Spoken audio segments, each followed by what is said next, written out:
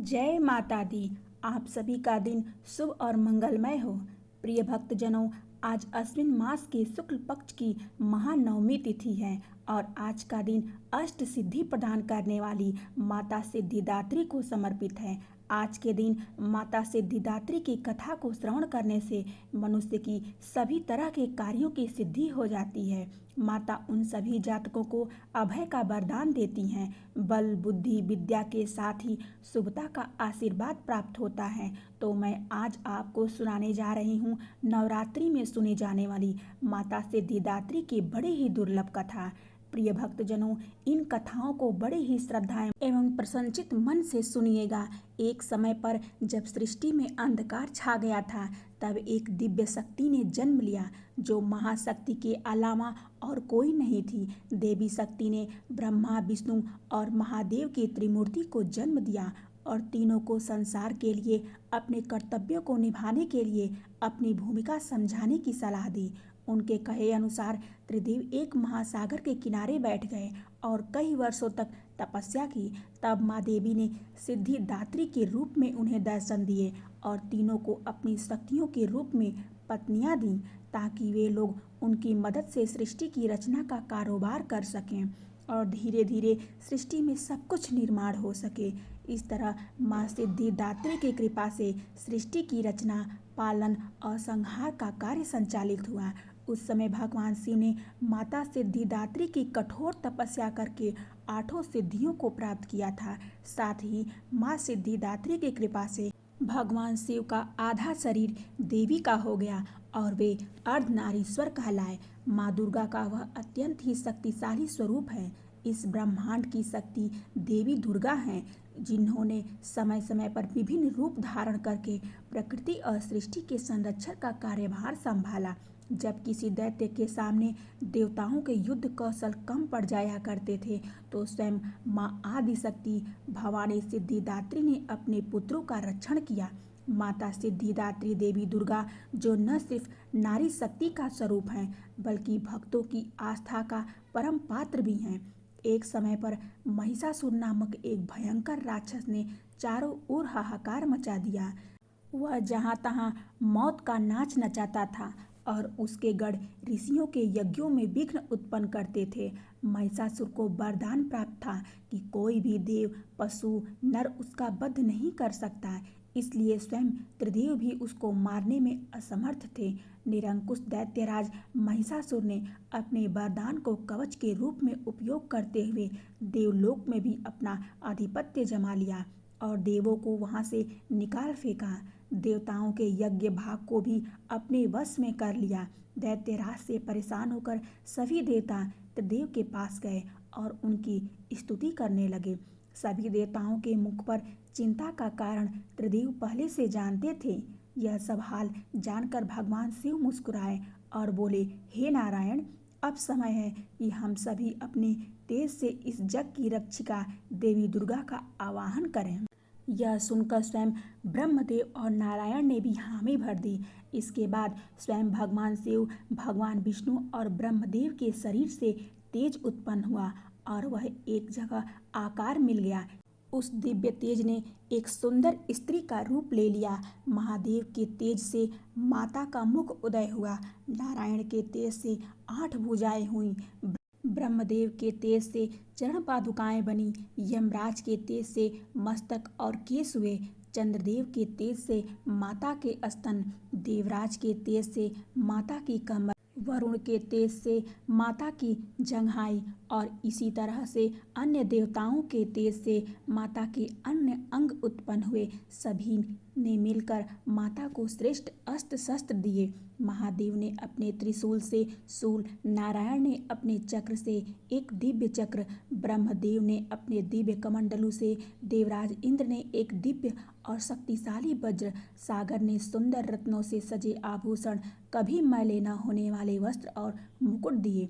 वरुण ने शंख, हिमालय ने माता को सवारी रूप में सिंह और इसी प्रकार देवशिल्पी विश्वकर्मा ने माता को दिव्य अस्त्र और शस्त्र निर्माण करके दिए। माता का यह स्वरूप अत्यंत तेजस्वी और भयंकर था। देवी के इस विशाल और भव्य स्वरूप को देखकर सभी देवताओं ने करबद्ध होकर उनकी स्तुति की तथा देवी पर पुष्पों की वर्षा की। माता ने प्रसन्न होकर कहा, हे देवों, कहो मेरा प्रादुर्भाव किस प्रयोजन से किया है। मैं अत्यंत प्रसन्न हूँ। मुझे बताओ, मैं तुम्हारी समस्या का हल कर देती हूँ। जिसके बाद देवताओं ने सारा हाल माता को कह सुनाया। इसके बाद रण क्षेत्र में माता ने विकराल रूप धारण करके पहले दैत्य राज्य की सेना का विध्वंस किया और बाद में महिषासुर को भी मार दिया। इसी तरह से पूर्व समय में दुर्गम नामक एक महाबली असुर था। उसने भगवान ब्रह्मा की कठोर तपस्या करके अद्भुत वरदान प्राप्त कर लिया। वरदान के प्रभाव से दुर्मासुर ने वेदों का अपहरण कर लिया, जिससे सारी धार्मिक क्रियाएं और भावनाएं लुप्त हो गईं। दुर्गमासुर ने अहंकार के वश होकर संसार को अपमानित और पीड़ित कर रखा था। घोर अकाल पड़ गया। सभी जीव अन्न और जल के लिए छटपटाने लगे और तीनों लोकों में त्राही त्राही मच गई। सभी देवता भी यह देखकर बहुत डर गए। सभी देवता माँ भवानी की शरण में गए और माता से प्रार्थना करते हुए बोले, हे माँ भवानी, हे माँ सिद्धिदात्री, आप असुरों का संहार करने वाली हो। आपने शुंभ निशुंभ चंड मुंड मधुकैटभ महिषासुर आदि दैत्यों का वध करके हमारी रक्षा की है। हे माता, आपने हमें आशीर्वाद दिया था कि जब भी हम पर संकट आएगा आप हमारा उद्धार करेंगी। इसी प्रकार से हे भगवती माता, दुर्गमासुर का वध करके हमारी रक्षा कीजिए। देवताओं की विनती से प्रसन्न होकर माँ भगवती ने जल की अनन्य धाराएं प्रवाहित करके चारों ही जल प्रवाहित किया। गायों के लिए घास, अन्य जीवों को अन्न जल से तृप्त किया और समस्त संसार की रक्षा करके सुरक्षा चक्र का घेरा बनाकर स्वयं बाहर बैठ गईं। दुर्गमासुर ने यह सब देखकर चिंतित होकर देवी माँ पर असुरों की सेना से आक्रमण करा दिया। तभी सुंदर सलोनी माँ भगवती ने अस्त्र शस्त्र से सुसज्जित होकर विशाल रूप धारण करके समस्त असुरों का वध करके त्रिशूल से दुर्गमासुर का वध कर दिया और संसार में धर्म की स्थापना की। दुर्गमासुर का वध करने के कारण माँ भगवती इस संसार में दुर्गा के नाम से विख्यात हुई। माता सिद्धिदात्री कमल पुष्प पर आसीत होती हैं। इनका वाहन सिंह है और माता सिद्धिदात्री 4 भुजाओं वाली हैं। अन्य 8 दुर्गाओं की पूजा उपासना शास्त्र विधि विधान के अनुसार करते हुए भक्तजन दुर्गा पूजा नवमी के दिन इनकी उपासना में प्रविष्ट होते हैं और इन सिद्धिदात्री माता की उपासना पूर्ण कर लेने के बाद भक्तों और साधकों की अलौकिक लौकिक सभी प्रकार की कामनाओं की पूर्ति होती है। एक बार प्रेम से बोलिए, सिद्धिदात्री माता की जय। एक समय बृहस्पति जी ब्रह्मा जी से बोले, हे ब्राह्मण श्रेष्ठ, चैत्र व अश्विन मास के शुक्ल पक्ष में नवरात्र का व्रत और उत्सव क्यों किया जाता है? इस व्रत का क्या फल है और इसे किस प्रकार करना उचित है? सबसे पहले इस व्रत को किसने किया था? सब विस्तार से कहिए। बृहस्पति जी का ऐसा प्रश्न सुन ब्रह्मा जी ने कहा, हे बृहस्पति, प्राणियों के हित की इच्छा से तुमने बहुत अच्छा प्रश्न किया है। जो मनुष्य मनोरथ पूर्ण करने वाली दुर्गा, महादेव, सूर्य और नारायण का ध्यान करते हैं वे मनुष्य धन्य हैं। यह नवरात्र व्रत संपूर्ण कामनाओं को पूर्ण करने वाला है। इसके करने से पुत्र की कामना करने वाले को पुत्र, धन की लालसा करने वाले को धन और विद्या चाहने वाले को विद्या और सुख की इच्छा चाहने वाले को सुख मिलता है। इस व्रत को करने से रोगी मनुष्य का रोग दूर हो जाता है तथा मनुष्य की संपूर्ण विपत्तियां दूर हो जाती हैं और घर में समृद्धि की वृद्धि होती है तथा बंध्या को पुत्र प्राप्त होता है। समस्त पापों से छुटकारा मिल जाता है और मन का मनोरथ सिद्ध हो जाता है। जो मनुष्य इस नवरात्र के व्रत को नहीं करता वह अनेक दुखों को भोगता है और कष्ट और रोग से पीड़ित हो अंगहीनता को प्राप्त होता है। उसके संतान नहीं होती, वह धन्य धान्य से रहित हो भूख और प्यास से व्याकुल घूमता फिरता है तथा संज्ञाहीन हो जाता है। जो सधवा स्त्री इस व्रत को नहीं करती वह पति सुख से वंचित हो नाना दुखों को भोगती है। यदि व्रत करने वाला मनुष्य सारे दिन उपवास न कर सके तो एक समय भोजन करे और 10 दिन बंधु बांधवों सहित नवरात्र व्रत की कथा का श्रवण करे। हे बृहस्पति, जिसने सबसे पहले इस महाव्रत को किया था, वह कथा मैं तुम्हें सुनाता हूँ। तुम सावधान होकर ध्यान पूर्वक सुनो। इस प्रकार ब्रह्मा जी का वचन सुनकर बृहस्पति जी बोले, हे ब्राह्मण, मनुष्यों का कल्याण करने वाले इस व्रत के इतिहास को मेरे लिए कहो। मैं सावधान होकर ध्यान पूर्वक सुनता रहा हूँ। मैं आपकी शरण में आया हूँ, मुझ पर कृपा करिए। ब्रह्मा जी बोले, हे बृहस्पति, घर में पीठत नाम का एक अनाथ ब्राह्मण रहता था। वह भगवती दुर्गा का भक्त था। उसके संपूर्ण सद्गुणों से युक्त सुमति नाम की एक अत्यंत कन्या उत्पन्न हुई। वह कन्या सुमति अपने पिता के घर बाल्यकाल में अपने सहेलियों के साथ क्रीड़ा करती हुई इस प्रकार बढ़ने लगी, जैसे शुक्ल पक्ष में चांद की कला बढ़ती है। पिता प्रतिदिन जब दुर्गा की पूजा करके होम किया करता था, तो वह उस समय नियम से वहां उपस्थित रहती थी। एक दिन सुमति अपने सखियों के साथ खेलने में लग गई और भगवती के पूजन में उपस्थित नहीं हुई। उसके पिता को पुत्र की ऐसी असावधानी देखकर अत्यंत क्रोध आया और वह अपनी पुत्री से कहने लगा, अरे दुष्ट पुत्री, आज तूने भगवती का पूजन नहीं किया। इस कारण मैं किसी कुष्ठ रोगी या दरिद्र मनुष्य के साथ तेरा विवाह करूंगा। पिता का ऐसा वचन सुन सुमति को बहुत दुख हुआ और वह पिता से कहने लगी, हे पिताश्री, मैं आपकी कन्या हूँ तथा सब तरह आपके अधीन हूँ। जैसी आपकी इच्छा हो वैसा ही करो। राजा से, कुष्ठी से, दरिद्र से अथवा जिसके साथ चाहो मेरा विवाह कर दो, पर होगा वही जो मेरे भाग्य में लिखा है। पिताश्री, मेरा तो अटल विश्वास है, जो जैसा कर्म करता है उसको कर्मों के अनुसार वैसा ही फल प्राप्त होता है, क्योंकि कर्म करना मनुष्य के अधीन है, पर फल देना ईश्वर के अधीन है। इस प्रकार कन्या के निर्भयता से कहे हुए वचन को सुनकर उस ब्राह्मण ने क्रोध हो अपनी कन्या का विवाह एक कुष्ठी के साथ कर दिया और अत्यंत क्रोधित हो पुत्री से कहने लगा, हे पुत्री, अपने कर्म का फल भोगो। मैं भी देखना चाहता हूँ कि भाग्य के भरोसे रहकर तुम क्या करती हो। पिता के ऐसे कटु वचनों को सुनकर सुमति मन में विचार करने लगी, अहो मेरा बड़ा दुर्भाग्य है, जिसके कारण मुझे ऐसा पति मिला। इस तरह मन ही मन अपने दुख का विचार करती हुई वह कन्या अपने पति के साथ वन में चली गई और डरावने कुशायुक्त उस निर्जर वन में उन्होंने वह रात बड़े कष्ट से व्यतीत की। उस गरीब बालिका की ऐसी दशा देख देवी भगवती ने पूर्व पुण्य के प्रभाव से प्रकट हो सुमति से कहा, हे दीन ब्राह्मणी, मैं तुझसे अत्यंत प्रसन्न हूँ। तुम जो चाहो सो वरदान मांग सकती हो। भगवती दुर्गा का यह वचन सुन ब्राह्मणी ने कहा, आप कौन हैं? वह सब मुझसे कहिए।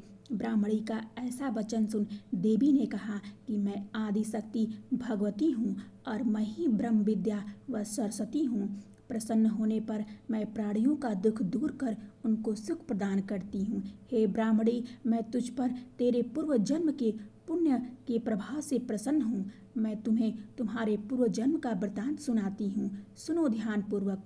तो पूर्व जन्म में निषाद अर्थात भील की स्त्री थी और अति प्रतिव्रता थी। एक दिन तेरे पति निषाद ने चोरी की। चोरी करने के कारण तुम दोनों को सिपाहियों ने पकड़ लिया और ले जाकर जेल खाने में कैद कर दिया।